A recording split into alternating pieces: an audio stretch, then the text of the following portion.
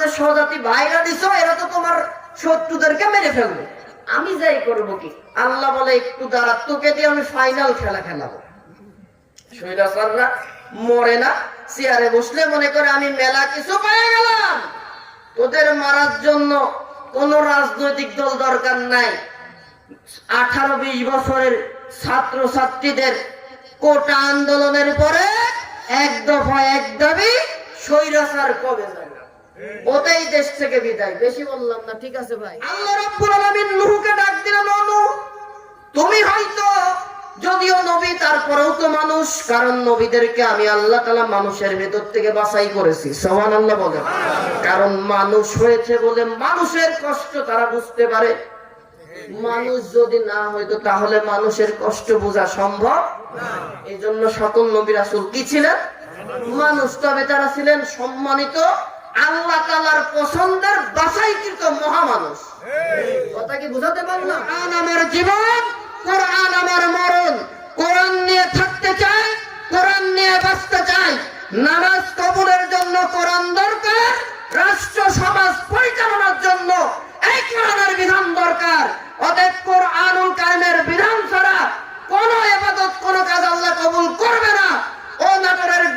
ও নাটোরের গুনারি গ্রামের মুসলমানেরা, আল্লাহ যতদিন বাঁচিয়ে রাখবে, আগামী দিনগুলা নামাজ থেকে শুরু করে, পরিবার থেকে শুরু করে, রাষ্ট্র পর্যন্ত সব কাজ কবুলের জন্য কোরআন দিয়ে চলবো।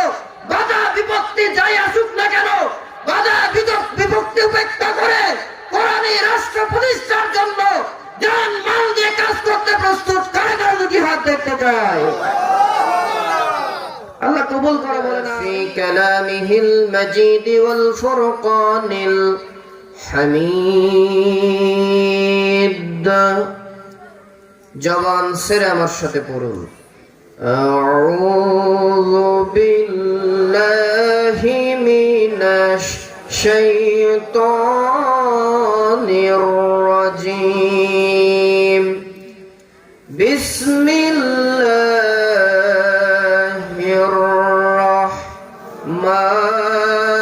রাহমানির রাহিম। ইয়া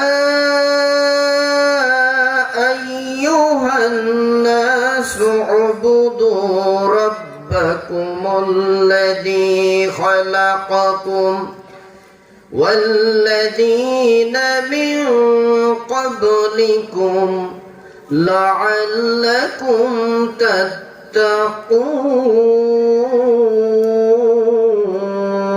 تتقون. وقال تعالى في شان محمد رسول الله صلى الله عليه وسلم: إن الله وملائكته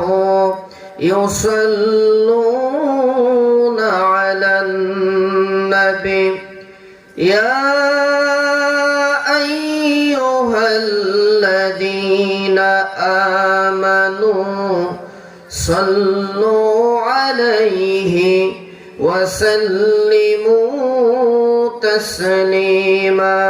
اللهم صل على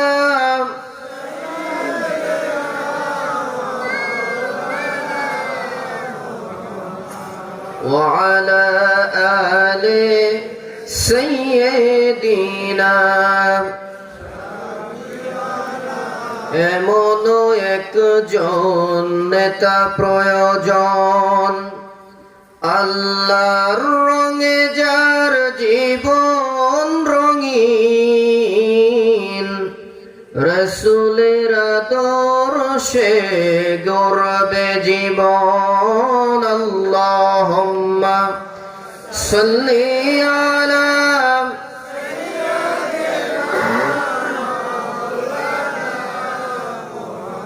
وعلى آل سيدنا.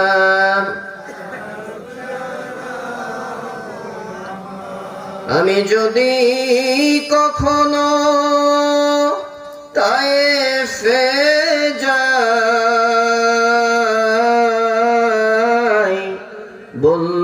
মাটিকে ডেকে নবীজির খুন ঝরলো কোথায়? আমি যদি আবার ওহুদে যাই, বলবো বালুকে ডেকে নবীজির দাঁত ভাঙলো কোথায়? বলে দাও তাই আজ আমাকে, প্রতিশোধের দাবানল জ্বালাবো হেথায়। বালাগাল উলা বিকামালিহি কাশাফাদ দুজা বিজামালিহি হাসুনাত জামিউ খাসালিহি সাল্লু আলাইহি। আলহামদুলিল্লাহ। বাংলাদেশের ঐতিহ্যবাহী জেলা নাটোরের প্রসিদ্ধ খাদ্য কাঁচাগোল্লা খ্যাত জেলা। নাটোর জেলার সদর উপজেলা গুনারি গ্রাম পূর্বপাড়া কেন্দ্রীয় ঈদগাহ মাঠের উদ্যোগে আয়োজিত বিশ্বের মহাবিশ্বয় কোরআনুল কারীমের তাফসীরুল কোরআন মাহফিলে জনাব সভাপতি, যুগ যুগ ধরে যারা ইসলাম প্রতিষ্ঠার জন্য জীবন দিয়েছেন, বিশেষ করে 2024-এর 5ই আগস্টকে কেন্দ্র করে ফ্যাসিজম পতনের জন্য যারা যেই সকল ছাত্র ছাত্রী ভাইরা জুলাই গণ অভ্যুত্থানে জীবন দিলেন, মহান আল্লাহ তাআলা যেন তাদেরকে শাহাদাতের সর্বোচ্চ মাকাম দান করে, তাদের রক্তের বিনিময়ে এই বাংলাদেশ সহ সারা বিশ্ব জমিনে যেন আল্লাহ তাআলা ইসলামী রাষ্ট্র আল্লাহ বানায় দেন, বলেন আমিন। মুহতারাম হাজিরিন, আমরা এখন 10টা 40 বাজে, 12টার ভেতরে আমরা কথা শেষ করি, তার মানে 1 ঘন্টা 20 মিনিট। কষ্ট হবে? আমাকে থুয়ে চলে যাবেন কার? একটু হাত দেখি তো। কেউ যাবেন না? সত্যি কথা। আচ্ছা, আবহাওয়া দেখছেন আল্লাহ কত চমৎকার করলো। গতকালকেও বৃষ্টি হচ্ছে, গতদিনও কম বেশি বিভিন্ন জায়গায় বৃষ্টি হয়েছে, তার আগের দিন তো ঝড় সহ বৃষ্টি। এদিকে হয়েছে কিনা জানি না, কুষ্টিয়াতে রয়েছে। আল্লাহ তাআলা কোরআনের মাহফিলের ব্যবস্থা করলেন, তার মানে এতটুকু আমরা আল্লাহ প্রদত্ত ইশারা ইঙ্গিতে বুঝতে পারি এই কোরআনের মাহফিল আমাদের জীবনের জন্য মাফের কারণ হবে ইনশাআল্লাহ। তা আলোচনা করব, আমি তো এলোমেলো আলোচনা করতে পারি না। আমি তেলাওয়াত করেছি সূরা বাকারার 21 নম্বর আয়াতে কারিমা। এর আলোকে কিছু কথা বলবো। আল্লাহ যেন আমাকে এই জাতির ক্রান্তি লগ্নে রুবুবিয়াত নিয়ে কিছু কথা বলার জন্য, আমার নিজের আমলের পরিবর্তন, আল্লাহর নিকটবর্তী হওয়ার জন্য, এই গুনারি গ্রামের যত মুসলমান বাবারা মায়েরা বোনেরা এসেছেন সকলের হেদায়েতের কারণ হওয়ার জন্য যেই কথাগুলি দরকার, আল্লাহ তাআলা যেন আমাকে কোরআনের তাফসীর বিল কোরআন থেকে কথা বলার তৌফিক আল্লাহ তাআলা যেন দান করেন। জোরে বলেন না আমিন। আল্লাহ রাব্বুল আলামিন বলেন, হে মানব সম্প্রদায়, ইয়া আইয়ুহান নাস উবুদু রাব্বাকুমুল্লাযী খালাকাকুম। তোমরা তোমাদের রব, ও মানব সম্প্রদায়, তোমরা তোমাদের রবের ইবাদত করো যিনি তোমাকে সৃষ্টি করেছেন। ওয়াল্লাযীনা মিন ক্বাবলিকুম লাআল্লাকুম তাত্তাকুন। আল্লাহু আকবার। এবং তোমাদের পূর্বে যারা ছিল তাদেরকেও, যাতে তোমরা তাকওয়া আল্লাহ ভীতি অর্জন করতে পারো। সুবহানাল্লাহ। তার মানে আল্লাহ তাআলা মানব সম্প্রদায়কে ডাক দিলেন। এখানে মুসলমান থেকে শুরু করে সকল ধর্মের, সকল মতের, পুরুষ মহিলা, তৃতীয় লিঙ্গের, হিজড়া, যত মানুষ আছে সকলকে ডাক দিলেন। কার ইবাদতের জন্য? কেন? সৃষ্টি করেছেন কে? যিনি সৃষ্টি করেছেন তার ইবাদতের জন্য আল্লাহ তাআলা আমাদের ডাক দিলেন। কেন ভাই ইবাদত আল্লাহ করবেন না? আল্লাহ তাআলা আরো স্পষ্ট করছেন, ইন্না হাযিহি উম্মাতুকুম উম্মাতাও ওয়াহিদাতাও ওয়া আনা রাব্বুকুম ফা'বুদুন। নিশ্চয় তোমাদের ভেতরে এই যে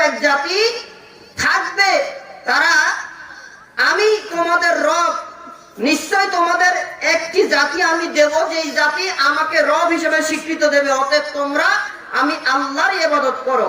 আল্লাহ রাব্বুল আলামিন আরো বলছেন, ইন্না আনজালনা ইলাইকাল কিতাবা বিল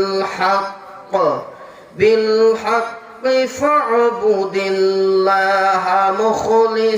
মুখলিসান লাহুদ্দিন। আল্লাহু আকবার। নিশ্চয় আমি তোমার কাছে যথাযথভাবে এই কিতাব নাজিল করেছি। এই কিতাব মানে আল্লাহ বলছেন নাজিল করেছি এই কিতাব, অতএব আল্লাহর ইবাদত করো, তারই আনুগত্য করো একনিষ্ঠভাবে। সুবহানাল্লাহ বলেন। আল্লাহ রাব্বুল আলামিন বলেন, আনি'বুদুল্লাহা ওয়াত্তাকুহু ওয়া আতিউন। যে তোমরা আল্লাহর ইবাদত করো, তাকে ভয় করো এবং আমার আনুগত্য করো। আল্লাহ তাআলা তার ইবাদত এবং তার আনুগত্যের বিষয়ে জোরদার করেছেন। এর কারণ হলো আল্লাহ রাব্বুল আলামিন কোরআনুল কারীমের ভিতরে বলেন, ওয়া মা খালাকতুল জিন্না ওয়াল ইনসা ইল্লা লিয়াবুদুন। আল্লাহু আকবার। আল্লাহ বলেন, আমি ওমা খালাকতুল জিন্না, জিন ওয়াল ইনসা, মানব জাতিকে সৃষ্টি করেছি, তৈরি করেছি একমাত্র ইল্লা লিয়াবুদুন, আমি আল্লাহর গোলামি, দাসত্ব, আনুগত্য করার জন্য। সুবহানাল্লাহ। ভাইরা, আল্লাহ তাআলার ইবাদত, আল্লাহ তাআলার দাসত্ব কেন করবেন না? আমাদের সৃষ্টিকর্তা আল্লাহ। জোরে বলেন ভাই, আল্লাহ তাআলা। আল্লাহ রাব্বুল আলামিন আমাদেরকে শুধু সৃষ্টি করেন নাই, সম্মানিত উপস্থিতি, চিকিৎসা বিজ্ঞান বলে একজন মানুষকে তৈরি করার জন্য আল্লাহ তাআলা পুরুষ আর মহিলার বিশেষ মিলনের মাধ্যমে পুরুষের শুক্রাণু মেয়েদের ডিম্বাণুর ভেতরে, মায়ের ডিম্বাণুর ভেতরে যখন যায়, চিকিৎসা বিজ্ঞান বলে একজন সুস্থ পুরুষের শুক্রাণুর ভেতরে আল্লাহ তাআলা 40 কোটির উপরে প্রাণ রেখে দেন। সুবহানাল্লাহ। তার মানে আমার মতো একজন আল আমিন, আমার বাবার শুক্রাণুর ভেতরে আমার মতো 40 কোটি আল আমিন রেখেছিলেন আল্লাহ তাআলা। আল্লাহু আকবার। মায়ের ডিম্বাণুর ভেতরে প্রবেশরত অবস্থায় আল্লাহ তাআলা সবগুলাকে নষ্ট করে দিয়ে একটা অথবা দুইটার জায়গা দেয়। সুবহানাল্লাহ। আল্লাহ ইচ্ছা করলে ওখানে শেষ করে দিতে পারতেন, করেছেন না। তাহলে এখানে এক নম্বর আল্লাহ আমার উপরে ইহসান করলেন। এক নম্বর আল্লাহ তাআলা আমাকে সৃষ্টির ভেতরে ইহসান করলেন। আমার মতো কত আল আমিন, আপনার মতো কত আব্দুর রহিম ডাস্টবিনে চলে গেছে, বাঁচালেন কে? আল্লাহ। 2 নম্বর, 10 মাস 10 দিন মায়ের রেহেমের ভেতরে আল্লাহ তাআলা আপনার জায়গা করে দিলেন। অস্থি, মজ্জা, রক্ত, নার্ভ, একটি সুস্থ শরীর আল্লাহ গঠন শুধু করাই ছাড়লেন না। ও নাটোরের মুসলমান, আমার বান্দা 10টি মাস থাকবে। প্রাণী বাঁচতে গেলে রিজিক দরকার হয়, খাদ্য দরকার হয়। আমার বান্দা কি খাবে? আপনার মা বাবা কখনো চিন্তা করে নাই যে আল্লাহ আপনার অস্তিত্ব দিয়েছেন, সেই আল্লাহ তাআলা নারীর সাথে, মায়ের নারীর সাথে আপনার নারীর কানেক্ট করে, সংযুক্ত করে 10 মাস 10 দিন রিজিকের ফায়সালা করলেন। সুবহানাল্লাহ। যে আল্লাহ মায়ের রেহেমের ভেতরে আমাকে বাঁচিয়ে রাখলেন খাবার দিয়ে, আমি তো সেই আল্লাহরই গোলামি করব। কথা কন, কথা কন, কথা কন। এরপরে 10 মাস 10 দিন হয়ে গেল, আপনি মা প্রসব করবে সন্তান, প্রসব সময় প্রসবের বেদনা শুরু হয়ে গেল। চিকিৎসা বিজ্ঞান বলে একজন মানুষ সর্বোচ্চ 45 ইউনিট ব্যথা সহ্য করতে পারে, সর্বোচ্চ 55 ইউনিট। কিন্তু আপনার আমার মা আমার মতো একজন সন্তানকে প্রসব করতে যে 75 ইউনিটের উপরে ব্যথা সহ্য করে। সুবহানাল্লাহ। আল্লাহ রাব্বুল আলামিন মায়ের দিলের ভেতরে দরদ দিয়ে দিলেন এতটাই, 10 মাস 10 দিন একটি 2-3 কেজি 5 কেজি ওজনের মিষ্টি কুমড়া রাখলে যেমন ভারী হয়, এরকম একটা সন্তানকে 10 মাস গর্ভধারণ করে যখন ডেলিভারি হবে, ব্যথার কষ্টে মা তো ইচ্ছা করলে সেখানেই ডাক্তারকে বলতে পারতেন মেরে ফেলে দাও, পারতেন কিনা বলেন না ভাই, পারতেন না। মা কি বলে? মা বলে, ও ডাক্তার, যদি দুইজনের একজন বাঁচাতে হয় আমি মা মারা যায়, আপত্তি নাই, কিন্তু আমার কলিজার টুকরা আদরের ধন এই সন্তানটা যেন দুনিয়ার মুখ দেখে। সুবহানাল্লাহ, আল্লাহু আকবার। 3 নম্বর, আল্লাহ তাআলা মায়ের রেহেম থেকে দুনিয়াতে আসার ব্যবস্থা করে দিলেন। এরপরে 2টি বছর খাবার আপনি আমি খেতে পারি নাই, খাইয়ে দিয়েছেন কে? আমার আল্লাহ তাআলা 3 নম্বর ihsan করলেন, আমি মায়ের রেহেম থেকে বের হয়ে আলমে দুনিয়ার জীবনে আসলাম। ছিলাম আলমে আরওয়াতে, মা বাবার বিশেষ মিলনের মাধ্যমে মায়ের রেহেমে আল্লাহ জায়গা দিলেন। কতদিন থাকলাম মায়ের রেহেমে? সর্বোচ্চ 10 মাস 10 দিন, কেউ কম বেশি কম হতে পারে। এরপর ডেলিভারি হলো আলমে দুনিয়া। আলমে দুনিয়াতে থাকবেন কতদিন? আল্লাহ একটা নির্ধারিত গন্ডি বাইন্ডিং দিয়েছেন। কেউ 60 বছর, 50 বছর, 20 বছর, কেউ 2 দিন, কেউ 1 দিন, কেউ 2 মিনিট। কথা কোন ঠিক না? আবার কেউ 150 বছর। আগেকার জামানার নবীরা এসেছেন 1000 বছর, 1500 বছর। জিনেরা বাসে 3000 4000 বছর ধরে। আল্লাহু আকবার। তার মানে আল্লাহ রাব্বুল আলামিন আলমে দুনিয়াতে আপনাকে আনলেন, মায়ের দিলে দরদ পয়দা করে দিলেন। 2টা বছর আপনি খেতে পারেন না, কথা বলতে পারেন না, কিন্তু আপনার কখন খাবার লাগবে বাবাও জানে না। আপনার চেহারার দিকে তাকালেই মা বুঝতে পারে। মা খাবার দেয়, দরদ দিলেন কে? ওলামায়ে ইকরাম বলছেন, মুফাসসিরিন ইকরাম বলছেন, আল্লাহ রাব্বুল আলামিন তার মহব্বতের একটা অংশ মায়ের দিলের ভেতরে দেওয়ার কারণে ওই জনম দুঃখী মা সন্তানের সাথে এমনটা আত্মিক টান থাকে। সন্তান যদি 6000 কিলোমিটার দূরের মদিনাতে যেও, মক্কাতে যেও মারা যায় বা বিপদে পড়ে, দুনিয়ার আর কেউ জানুক আর না জানুক, মায়ের হৃদয়ের ভেতরে খবর হয়ে যায় সন্তানের কিছু হয়েছে। এই দরদটা কে দিলেন ভাই? আল্লাহ তাআলা এখানেও ইহসান করলেন আমার উপরে। তাহলে যেই আল্লাহ আমাকে 2টা বছর মায়ের সাথে আত্মিক কানেক্টের মাধ্যমে, সংযুক্তির মাধ্যমে খাবার, পোশাক থেকে পবিত্র হওয়া, পরিচ্ছন্ন হওয়া করালেন, আমি তো সুস্থ সাবালক মানুষ, সেই রবের আইনই সব জায়গায় মানব। এরপরে আসেন ভাই, অনেক মানুষ দেখা যায় আমার 2টা হাত আছে। এবার আমি বললাম, আপনার দেখে বলেন হাত কয়টা? এখন এদিকে তাকান, কয়টা হাত? একটা। এখন কয়টা? জন্ম হয় 1 হাত নিয়ে ছেলে মেয়ে কি হয়? হয় না? চোখে চোখে মায়ের না ভাই, একটু এদিকে দিয়েন। অনেকে জন্ম হচ্ছে, আপনারা দেখেছেন, আমার নামটা খেয়ালে আসছে না, সম্ভবত আরব আমিরাতের ভেতরে শুধুমাত্র এইটুকু বডি, হাত পা কিচ্ছু, শুধু হাত আছে পা নাই, এতটুকু বডি, যে হচ্ছে কোরআন তেলাওয়াত করলো গত বিশ্বকাপ ফুটবলে, মনে আছে নাকি ভাই? কাতারে। এইরকম মানুষ তৈরি কে করেছেন? আমাকে আল্লাহ কয়টা পা দিয়েছেন? সামনে যারা বসে আছেন কথা বলেন তো, কয়টা পা দিলেন আল্লাহ তাআলা? 2টা পা, 2টা হাত, চোখ দিলেন 2টা, নাক একটা, চোখ মুখ নাক জায়গা মতো সেটআপ করলেন। আল্লাহ ইচ্ছা করলেও ওই রকম মানুষের মতো একটা পঙ্গু প্রতিবন্ধী করতে, যে আল্লাহ করলেন না। ও মুসলমান, চলেন কার নেয়ামত পেয়ে? আপনি তো সেই আল্লাহরই গোলামি করবেন। আমি বোঝাতে পারতেছি কিনা? কষ্ট পাচ্ছেন নাকি? এইবার আসেন, বোঝাচ্ছি আল্লাহ তাআলা কত নেয়ামত দিয়েছেন, আর কেন আমরা সেই আল্লাহ তাআলার রুবুবিয়াতে পরিপূর্ণ বিশ্বাস করে আমার জীবন যৌবন দিয়ে সে আল্লাহ তাআলার আইন মানব না। কেন মানবেন না? আল্লাহ তাআলা এবার বলছেন আমাকে বাঁচানোর জন্য মাথার উপরে দিয়েছেন সূর্য।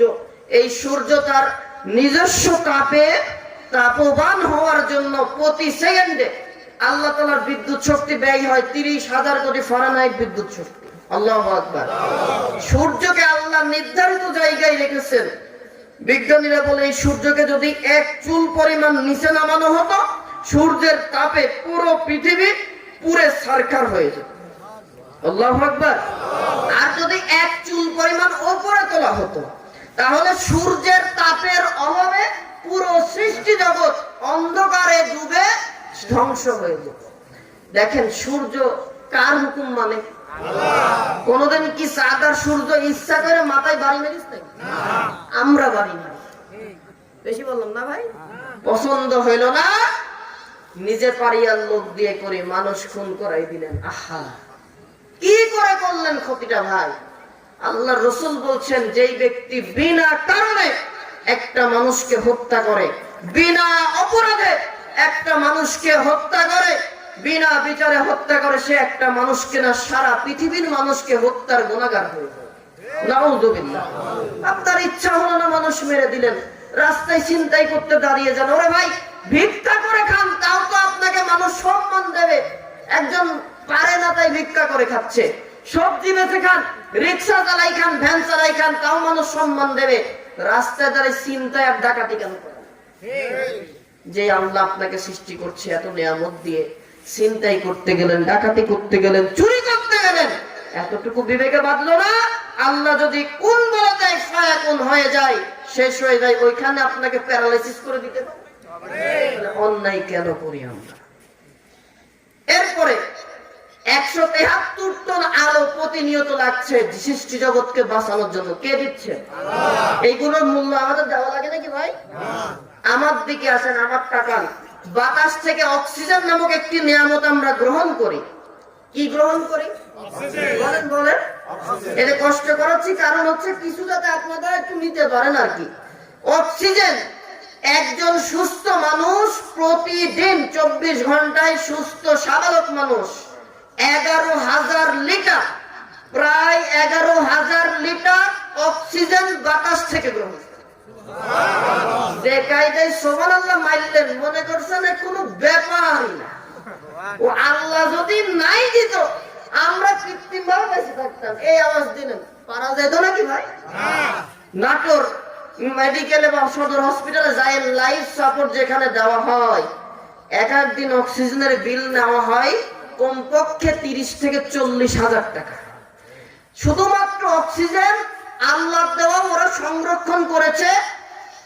এই নিঃশ্বাস নিয়ে আপনি গ্রহণ করতে পারছেন না, শক্তি নাই, মুখের উপরে এরকম মাস্ক দিয়ে অক্সিজেনের এটা বসায় অক্সিজেন দেওয়া হচ্ছে মেশিনের সাহায্যে। 24 ঘন্টায় বিল 50,000 40,000 টাকা। আমি প্রায় 30 বছরের উপরে বয়স, এখানে কি 60 বছরের উপরের মানুষ আছেন? আছেন না? 60 বছরকে 365 দিয়ে গুণ করেন, কতদিন হয়? প্রতিদিন যদি আল্লাহ 50,000 টাকা দামের অক্সিজেন দেয়, 60 বছরে কত কোটি টাকার খাইছেন? হাসলেন।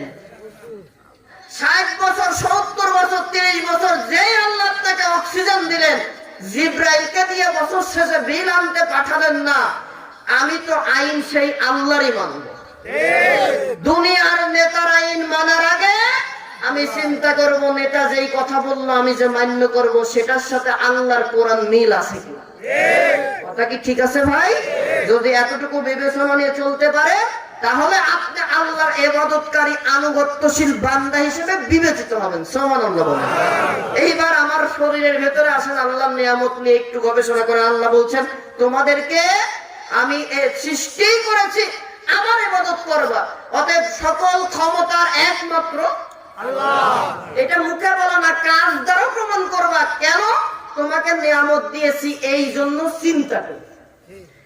কথা বলার জন্য, কথা মানুষকে বোঝানোর জন্য মুখের ভেতরে দাঁত দিয়েছেন আল্লাহ তাআলা। কি দিয়েছেন ভাই? বলেন বলেন। কয়টা দাঁত থাকে? না না না, ভুল হলো। 32 সব থাকে না, 28টা দাঁত রেগুলার থাকে। আর ইরেগুলার হচ্ছে কিছু কিছু লোকের 32টা ওঠে আর কি। তার মানে সাইডে আইকেল মারি বলে, ও কারোর ওঠে, কারো ওঠে না, কারো মুরব্বি কালে ওঠে। বেশি বললাম আর কি নাকি ভাই? এবার বলেন দাঁতের গুরুত্ব কি একটু বুঝাই। এটা গল্প আকারে বোঝানোর জন্য বলছি।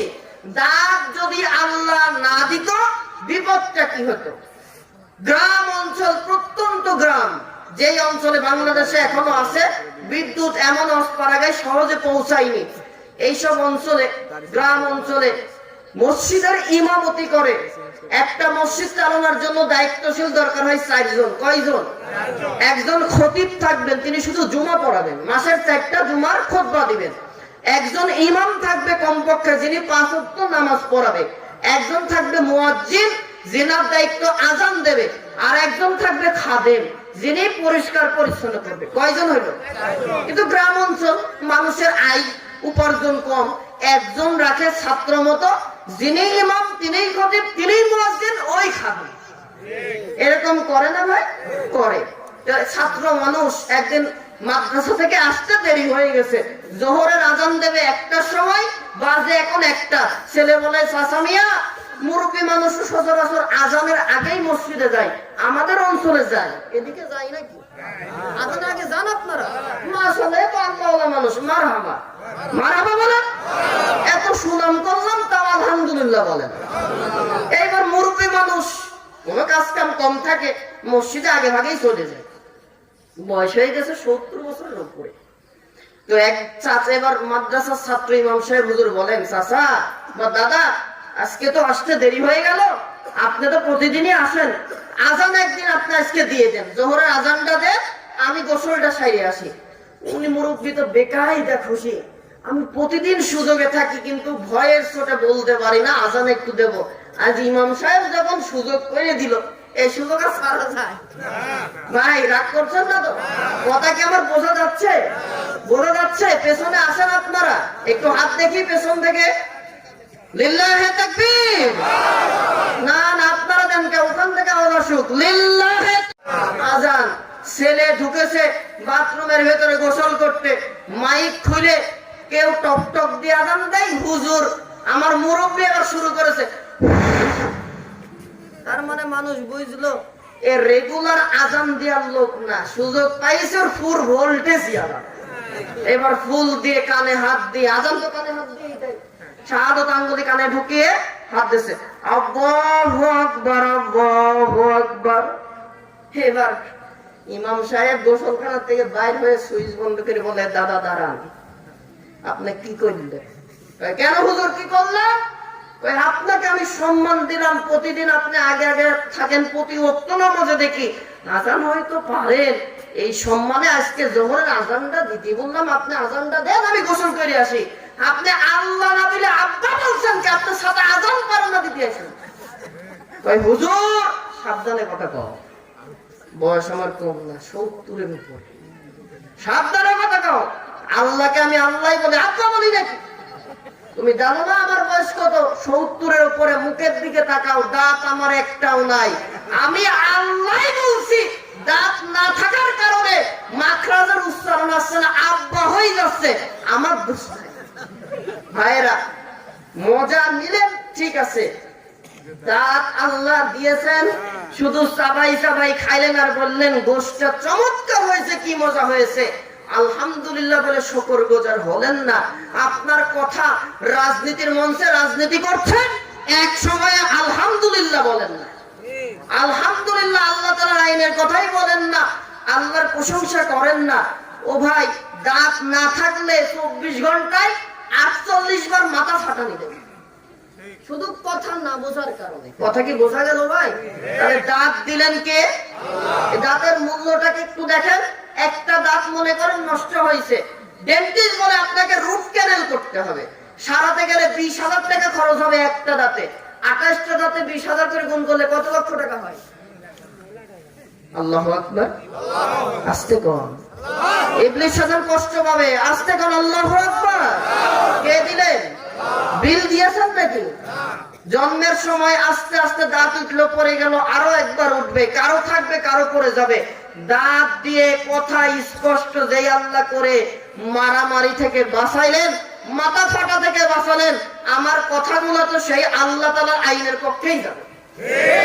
সম্মানিত উপস্থিতি, 2টি চোখ আল্লাহ তাআলা দিলেন, একটি চোখ নষ্ট হয়ে গেল।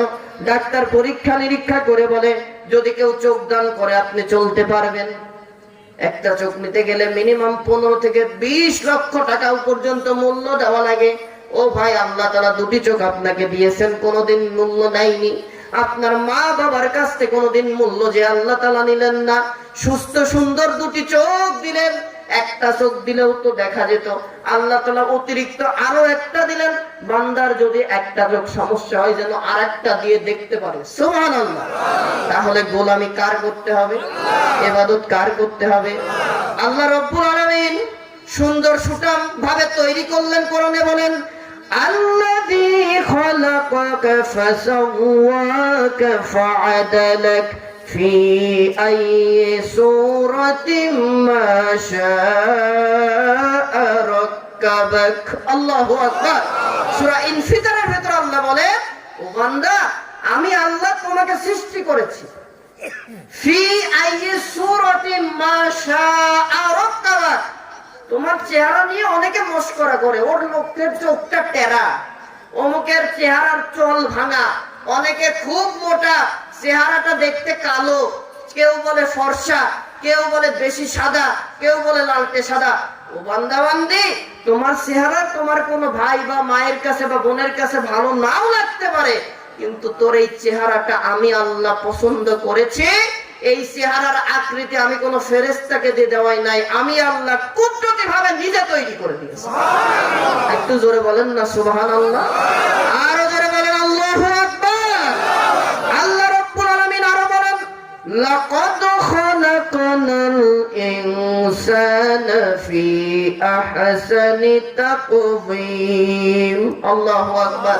বান্দারে, তোর চেহারাকে অবনয়ের সৌন্দর্য দিয়ে সৃষ্টি করেছি আমি আল্লাহ। অতএব দুনিয়াতে যতদিন বাঁচবা একমাত্র গোলামি আমি আল্লাহকেই করবা। এমন কোন কাজ, এমন কোন কথা বলবা না যেটা আমি আল্লাহর ক্ষমতার সাথে তুলনা করা হয়। তাহলে ক্ষমতা আল্লাহ, এটা দলিল কোরআনে আছে। আল্লাহ রাব্বুল আলামিনের কথা কোরআনে সূরা মুলক মানে সাম্রাজ্য দিয়ে আল্লাহ তাআলা রাজত্ব নামক যেই সূরাটি দিলেন, সেই সূরার শুরুতেই আল্লাহ তাআলা তার ক্ষমতার কথা বলেন। তাবারাকাল্লাযী বিয়াদিহিল মুলক ওয়া হুয়া আলা কুল্লি শাইইন কাদির। বরকতময় আমি সেই আল্লাহ যিনি তামাম সাম্রাজ্যের অধিপতি। তিনি কে? আল্লাহ রাব্বুল আলামিন। তিনি আমাকে সৌন্দর্য দিয়েই সৃষ্টি করলেন না। একটা হাতি ইচ্ছা করলে 40টা মানুষ নিয়ে যেই বাস চলে বা 10টা 12টা মানুষ নিয়ে যে মাইক্রো চলে, হাতি সুরের সাহায্যে সেটাকে উল্টাই দিতে পারে। পারে না? পারে না? পারে না? মনে হয় নাটোরের দিককার হাতি পারে না, কুষ্টিয়ার দিকে পারে। পারে ভাই? সেই হাতিকে আল্লাহ তাআলা বলেন, আমি তোমার উপরে হাতিকে সম্মানিত করি নাই। কোরআনে আল্লাহ তাআলা বলেন, ওয়ালাকাদ কাররামনা বনি আদম। ও মানুষ, যার 3 বার পায়খানা আর 1 বার বমি হলে কারো জায়গা হয় নাটোরের মেডিকেলে বা নাটোরের হসপিটালে, আবার কারো যদি মেয়াদ ফুরিয়ে যায় নীরব নগরী কবরস্থানের বাসিন্দা। অথচ তোমাকে আমি আল্লাহ তাআলা ভালোবেসেছি, তোমাকে আমি হাতি, ঘোড়া, সকল শিম্পাঞ্জি, সকল মাখলুকের থেকে বেশি সম্মান, বেশি মর্যাদা তথা আশরাফুল মাখলুকাত হিসেবে সৃষ্টি করেছি। সুবহানাল্লাহ, আল্লাহু আকবার। আরে যে আল্লাহ আমাকে সৃষ্টি করলেন, আমি গোলামি সেই আল্লাহরই করব। কোরআনুল কারীমে সূরা ইব্রাহিমের ভিতরে আল্লাহ তাআলা বলেন, লাইন শাকারতুম লাযীদান্নাকুম ওয়া লাইন কাফারতুম ইন্না আযাবী লাশাদীদ। আল্লাহু আকবার। লাইন শাকারতুম লাযীদান্নাকুম। যারা আমি আল্লাহর এত সকল নিয়ামতের কথা চিন্তা করে, আমার গোলামি করে, প্রশংসা করে, আমার রুবুবিয়াতের শুকরিয়া আদায় করে, লাযীদান্নাকুম, তার জন্য নিয়ামত যা দিয়েছি আরো বাড়াইয়ে দিই। আস্তে কম না। ওয়ালাইন কাফারতুম, আর যারা কুফরি করে, ইন্না আযাবী লাশাদীদ, তাদের জন্য আমার নিয়ামত, আমার আযাব হবে বড় শক্ত। কেমন শক্ত আযাব হতে পারে? একটা ছোট্ট আযাবের ঘটনা আপনাদের বলি। মুসলিম জাতির পিতা নাম বলেন তো কি? মুসলিম জাতির পিতা ইব্রাহিম, তার সময়ের শ্রেষ্ঠ কাফের কুফার ছিল। তার নামটা কি বলেন? রাগ করছে নাকি? রাগ করতেছেন ভাই?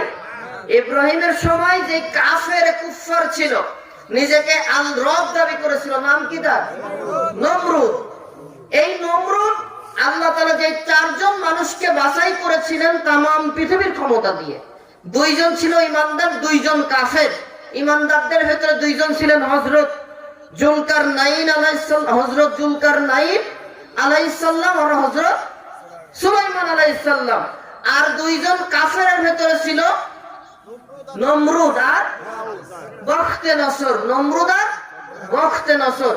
এই নমরুদ ইব্রাহিম আলাইহিস সালামের সময় তাকে মারার জন্য আল্লাহ তাআলা কিন্তু সমুদ্রের নিচে ফেলেনি, মাটি দিয়ে উল্টাই দেয়নি, রাজপ্রাসাদ ভাঙাই দেয়নি, একটু বেয়াদবি করলো, চূড়ান্ত মেয়াদ শেষ, মশা নাজিল করলো আল্লাহ তাআলা নমরুদ বাহিনীকে শায়েস্তা করার জন্য।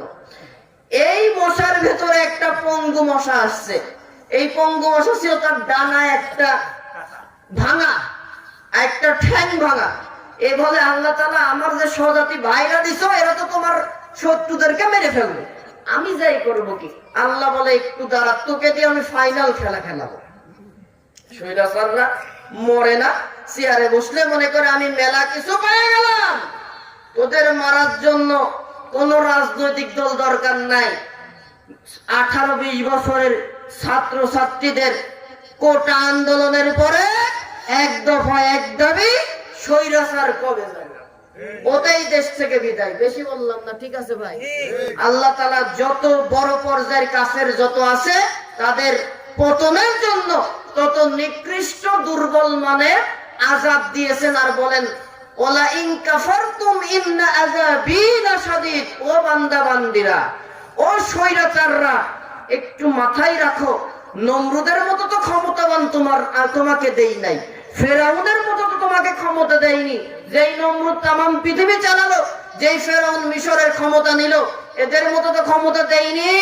সাবধানে থাকো, একে পতন করিয়েছি ল্যাংড়া পঙ্গু প্রতিবন্ধী মশা দিয়ে, জুতার পিটা খাইয়ে মাথা ফাটিয়ে দুনিয়ার থেকে বিদায়। আল্লাহু আকবার। দুনিয়াতে যে যত কুফরি করবা, যত পাপের সীমানা অতিক্রম করবা, তার নিকৃষ্ট মানের আযাব দিয়ে আমি ধ্বংস করে দেব। আল্লাহ তাআলার নিকৃষ্ট আযাব যদি নমরুদের মতো বড় পাপী পায়, আল্লাহ বলছেন যারা আমার নিয়ামত পাওয়ার পরে তোমার কথা কাজে গোলামি আমি আল্লাহর হয় না, আমার মাখলুকের হয়, ইন্না আযাবি লাশাদীদ, তার জন্য আমার আযাব বড় শক্ত। কত শক্ত হবে ভাই? আমরা যতদিন বাঁচি আগামীতে সেই আল্লাহ তাআলার একনিষ্ঠভাবে গোলামি করব কি? করেছেন, ঈমান এনেছেন শক্তভাবে। বাতিল চলে আসছে সমাজের ভিতরে, কেউ নাই আপনাকে বাঁচানোর, আপনি একাই আল্লাহর উপরে ঈমান আনছেন, আর সব আল্লাহ সৃষ্টির উপরে আছে। ওদের সাথে না মিলে একভাবে যদি আল্লাহর উপরে থাকেন, আল্লাহ আপনাকে বাঁচাবে, যেভাবে বাঁচিয়েছেন পূর্ববর্তী নবী ও তার উম্মতদেরকে। একটা উদাহরণ দেব। দ্বিতীয় আদম বলা হয় হযরত নূহ আলাইহিস সালাম, যাকে দ্বিতীয় আদম বলা হয়। কেন? নূহ আলাইহিস সালাম প্রায় 950 বছর ইসলাম আল্লাহর দ্বীনের দাওয়াত দিলেন, জাতির লোকেরা শুনলো না। 40 জোড়া মানে 80 জন পুরুষ মহিলা ঈমান আনলো। 950 বছর পরে নির্যাতনের পরে এক পর্যায়ে হযরত নূহ আলাইহিস সালাম আল্লাহর কাছে বদদুয়া করলেন, আল্লাহ এই জাতি হেদায়েতের পথে নাই, এদের তুমি ধ্বংস করে দাও। আল্লাহ তাআলা বললেন তাহলে তোমার কি হবে? আমাকে তুমি বাঁচাবো। সুবহানাল্লাহ। নবী নূহ কার গোলাম? নবী, তারপরেও তো তিনি বান্দা কার? আল্লাহ রাব্বুল আলামিনকে নূহ বলেন, ও আল্লাহ এই জাতি আর শুধরানো জাতি নয়, 950 বছর ধরে আমাকে পিটাইলো, আমাকে লাশ বানায় লাশ ভেবে ফেলে যায়, তুমি হায়াত দিয়েছো, আবার দাওয়াত দেই, তারপরে আবারও মারে, এ জাতি আর হেদায়েত পাবে না, এদের ধ্বংস করে দাও। আল্লাহ তাআলা বললেন ঠিক আছে নূহ, তুমি তাহলে তোমার জাতির জন্য তোমার জাতির জন্য একটা বড় কিস্তি বানাও, নৌকা বানাও। কি বানাও ভাই? নৌকা শব্দ বললাম বলে আবার মনে করেন না স্বৈরাচারের নৌকা। এই নৌকা সেই নৌকা না।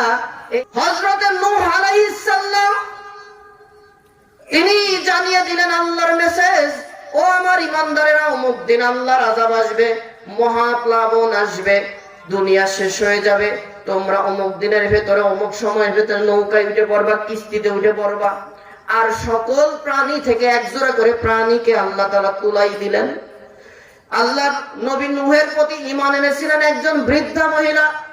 এই বৃদ্ধা মহিলা নূহের কাছে এসে বলেন, ও আল্লাহর নবী নূহ, আমি তো তোমার দাওয়াতে ঈমান এনেছি, আমি বুড়ো মানুষ, চোখে কম দেখি, কানেও কম শুনি, কোন দিন মহাপ্লাবন আসবে জানি না।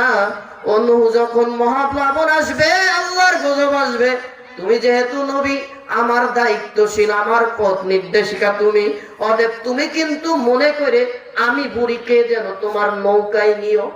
সুবহানাল্লাহ, একটু জোরে বলেন, একটু সংকার দেন তো, আল্লাহু আকবার। নূহ আলাইহিস সালাম বললেন, ঠিক আছে। মহাপ্লাবন শুরু হয়ে গেল। নূহ আলাইহিস সালামের উপরে ঈমান এনেছিলেন, আল্লাহর উপরে ঈমান এনেছিলেন 40 জোড়া মানুষ তুললেন, সকল প্রাণী থেকে এক জোড়া করে তুললেন। মজার বিষয় হলো প্রায় 40 দিন মহাপ্লাবন থাকলো বহাল। অধিকাংশ মুফাসসিরিন ইকরাম বলেন প্রায় 40 দিন থাকলো। এরপরে যদি পাহাড়ে নূহের নৌকা এসে থামলো। নূহ আলাইহিস সালাম জমিনে নেমে সেজদা দিয়ে আল্লাহর প্রশংসা আদায় করছেন, আল্লাহ তুমি বাঁচাইলে। এই ফাঁকে মনে পড়ে গেল, হায় আল্লাহ, ভুল তো একটা হয়ে গেল। কি ভুল? ওই যে বৃদ্ধা তোমার প্রতি ঈমান এনেছিল, তাকে তো তোলার কথা মনে নাই।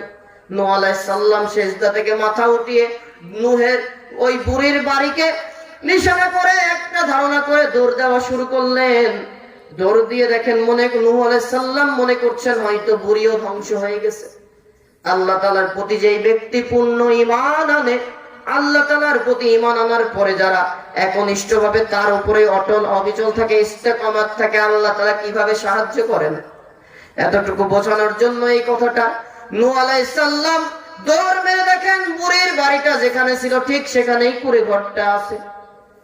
সুবহানাল্লাহ, আর একটু জোরে ডাক দিলেন, বুড়িমা বাড়িতে আসো নাকি? বুড়ি বলে, ও আল্লাহর নবী নূহ, আমি খালি বাড়িতে থাকবো কেন? এই দেখো আমার পোটলা গাটুরি বের করে নিয়ে আসলাম, চলো তাড়াতাড়ি নৌকায় ওঠো। বুড়ি কিসে উঠবে ভাই? বলেন বলেন বলেন, কি জন্য উঠবে? মহাপ্লাবন আসছে, আল্লাহর গজব আসছে, বাঁচার জন্য। কিসের জন্য? নূহ আলাইহিস সালাম আবার সেজদায় পড়লেন, আল্লাহ হচ্ছে কি? আল্লাহ রাব্বুল আলামিন নূহকে ডাক দিলেন, ও নূহ, তুমি হয়তো যদিও নবী, তারপরেও তো মানুষ, কারণ নবীদেরকে আমি আল্লাহ তাআলা মানুষের ভেতর থেকে বাছাই করেছি। সুবহানাল্লাহ বলেন। কারণ মানুষ হয়েছে বলে মানুষের কষ্ট তারা বুঝতে পারে। মানুষ যদি না হইতো তাহলে মানুষের কষ্ট বোঝা সম্ভব না। এই জন্য সকল নবী রাসূল কি ছিলেন? মানুষ। তবে তারা ছিলেন সম্মানিত, আল্লাহ তাআলার পছন্দের বাছাইকৃত মহামানুষ। কথা কি বুঝাতে পারলাম?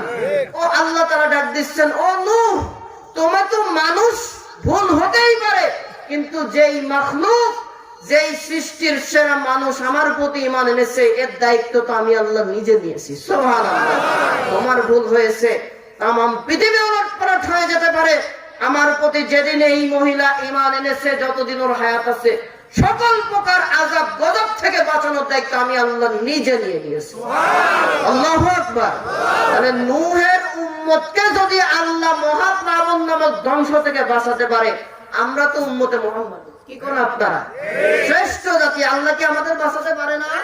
বলেন না ভাই, পারে কি না? শুধু শর্ত একটা, ঈমান আনলেন, বাচ্চা দিতে পারে। আস্তে কোন, আস্তে কোন। আরে যারা আবার দরবারে যায় তারা রাগ করতে পারে, বাচ্চাকে দিতে পারে। আপনার চাকরি নাই, 20 বছর বাচ্চা হয় না। আমার এক হাতটা ভেঙে গেছিল, অপারেশন করলাম একটু প্রাইভেট হসপিটালে। একজন মা দেখি বাচ্চা কোলে করে নিয়ে হাঁটছে, বলে যে 21 বছর পরে আল্লাহ আমাকে বাচ্চা দিয়েছেন, আলহামদুলিল্লাহ। তাহলে বাচ্চা নাই, দিতে পারে কে? আল্লাহ। যদি আপনার বউয়ের বাচ্চা আপনার মতো সুস্থ পুরুষকে দিয়ে দেওয়াতে না পারে, আর নিচে নামা দরকার আছে নাকি? হ্যাঁ, তাহলে যদি পীর সাহেবের দোয়া, দরবেশের দোয়ায় বাচ্চা হয়, বউ কি আপনার থাকে ভাই? তাহলে বোর কি বাচ্চার জন্য আর কোন দরবারে পাঠাবেন? কোথায় ধন্য দেবেন? কোথায়? আল্লাহ তাআলা দাও, রব্বি হাবলি মিনাস সালিহিন। আল্লাহ তাআলা ইব্রাহিমকে দিয়েছেন 90 বছরের মাথায় বাচ্চা, ফাবাশশারনাহু বিগুলামিন হালিম। ধৈর্য, তুমি একজন সহনশীল চক্ষু শীতলকারী বাচ্চা চেয়েছো ইব্রাহিম, আমি তোমাকে দিয়েছি ফাবাশশারনাহুম বিগুলামিন হালিম, একজন ধৈর্যশীল আমি সন্তান তোমাকে দান করে দিয়েছি। সুবহানাল্লাহ। সম্মানিত উপস্থিতি, আর বেশি কথা নয়, আমার আলোচনার মৌলিক শিক্ষার একটি জায়গা হচ্ছে আল্লাহ তাআলার নিয়ামতের বর্ণনা দিয়েছি। সকল প্রকার নিয়ামত আমার শরীর থেকে শুরু করে আল্লাহ যা যা দিয়েছেন সবকিছু কে দিয়েছেন? স্বীকৃতি একটু জোরে দেন না ভাই। আল্লাহ তাআলা খুশি হবে, জবানের শক্তিটা ছাড়েন, কে দিয়েছেন? আমাকে বাঁচিয়ে রাখছেন কে? আল্লাহ যদি ইচ্ছা করে আমাকে কি এখানে লাশ বানাতে পারে? কোন বলবে মালাকুল মউত আসবে, বাস শেষ, আর বাড়ি যাওয়া হবে না। তাহলে যে আল্লাহ আমার সবকিছু ক্ষমতা রাখে, আজকে থেকে তীব্র প্রতিজ্ঞা নেন, যতদিন বাঁচবেন আজান হবে নামাজ ছাড়বো না। যত ব্যস্ততা হোক না কেন, মাঠে আছেন, মসজিদ নাই, সমস্যা নাই, আল্লাহ তাআলা উম্মতে মুহাম্মাদের জন্য পৃথিবীর জমিনটাকে জায়নামাজ বানাই দিয়েছে। সুবহানাল্লাহ। মাঠেই নামাজ আদায় করেন, ওযুটা করে নিন। অফিসে আছেন, বেরোতে পারছেন না, দরকার নাই, স্টাফদের সাথে করে নিয়ে নামাজটা আদায় করেন। তবে এতটুকু মাসালা দিয়ে দিই, যখন আপনি কোন কর্মস্থলে থাকবেন, ভাইরা একটা মাসালা মনোযোগ দিয়ে শোনেন, যখন আপনারা কর্মস্থলে থাকবেন শুধুমাত্র সুন্নতে মুআক্কাদা আর ফরজ ইবাদতটুকু করবেন, নফল করতে যাওয়ার দরকার নাই। কারণ আপনি 8টি ঘন্টা সময় ওই প্রতিষ্ঠান বা ওই সরকার বা ওই মালিকের কাছে বিক্রি করে দিয়েছেন। এই জন্য শুধু নামাজের মৌলিক নামাজ যেটা ছেড়ে দিলে গুনাহ হবে, এই ইবাদতগুলো করতে হবে। ফরজ, ওয়াজিব, সুন্নতে মুআক্কাদা, বুঝলেন কিনা? নফল নামাজ পড়তে যাবে, নফল নামাজ পড়ার কারণে যদি 5 মিনিট সময় যায়, আপনার রিজিক হারাম হয়ে যাবে, ইনকামটা হারাম হয়ে যাবে। অনেকের প্রশ্ন আমি বুঝাতে পারি না, বুঝতে পেরেছেন কিনা? ওলামা ইকরাম অনেক আছেন, আমি আবারও রিপিট করছি। আপনি একজনের কামলা দিতে গেলেন, রাজমিস্ত্রির কাজ করে নাকি? জুগাইলের কাজ করতে গেলেন, রাজমিস্ত্রির কাজ, ডিউটি কত ঘন্টা? সকাল 8টায় যাবেন, বিকেল 4টা আপনার ডিউটি শেষ হবে। 1 ঘন্টার টিফিন বা খাওয়া দাওয়ার জন্য নেন না ভাই? এখানে খাওয়া দাওয়া নামাজ। এখন মনে করলেন 1 ঘন্টার 50 মিনিট সময় শেষ, 10 মিনিটে দাঁড়াই জোহরের নামাজ আদায় করতে গেলেন। জোহরের নামাজ আদায় করতে 4 রাকাত সুন্নতে মুআক্কাদা, 4 রাকাত ফরজ, 2 রাকাত সুন্নত, মিনিমাম 15 মিনিট লাগবে। এখন এই 15 মিনিট দেওয়া হয়ে গেল, 1 ঘন্টা শেষ। এবার আপনি ভাবলেন একটু নফল আদায় করে, বেচারা আল্লাহর ওলি মাগরিবেও নফল পড়ে না, এশাতেও নফল পড়ে না, তাহাজ্জুদে ওঠে না, ও যোহরের সময় খালি নফলের নিয়ত করে। এরকম মানুষ এখানে নাই ভাই, আমাদের অঞ্চলে দেখি। মাসআলা, আপনি যখন কর্মস্থলে থাকবেন, নফল আপনার জন্য দরকার নাই, আপনার ওই সময়টা বিক্রি হিসাব করতে হবে। আল্লাহ তাআলা এই সময়ের হিসাবও কিয়ামতের দিন নেবে। বোঝাতে পারলাম কিনা? অনেক কথা বলে ফেললাম, সব কথার এতটুকুই সারাংশ। যতদিন বাঁচবো, আল্লাহ তাআলার আইন আছে যেখানে, যেই আইনে আল্লাহর গোলামি করা যায় সেই আইনের পক্ষে আমি থাকবো। যেই আইন মানতে গেলে কোরআনের বিরোধী, আল্লাহর বিরোধী হয়, সেখানে থাকবো না। রাজি? রাজি ভাই? কখন মৃত্যু হবে জানেন না। আপনি কি জানেন মালাকুল মউতের দিদার কখন হবে? মালাকুল মউত মানে আজরাইল, যাকে আপনারা ডাক নাম দিয়েছেন, হাদিসে তাকে মালাইকুল মউত বলা হয়। এই মালাকুল মউতের দিদার হয়ে গেলে আর ফেরার সুযোগ থাকে না। তাহলে তিনি যদি চলে আসে, আর কি দ্বিতীয়বার সুযোগ দেবে? তাহলে যতদিন বাঁচবো কোরআন হবে আমার জীবন। কথা বলেন ঠিক কিনা? কোরআন আমার জীবন, কোরআন আমার মরণ। কোরআন নিয়ে থাকতে চাই, কোরআন নিয়ে বাঁচতে চাই। নামাজ কবুলের জন্য কোরআন দরকার, রাষ্ট্র সমাজ পরিচালনার জন্য এই কোরআনের বিধান দরকার। অতএব কোরআনুল কারিমের বিধান ছাড়া কোন ইবাদত, কোন কাজ আল্লাহ কবুল করবে না। ও নাটোরের গুনারি গ্রামের মুসলমানেরা, আল্লাহ যতদিন বাঁচিয়ে রাখবে, আগামী দিনগুলা নামাজ থেকে শুরু করে, পরিবার থেকে শুরু করে রাষ্ট্র পর্যন্ত সব কাজ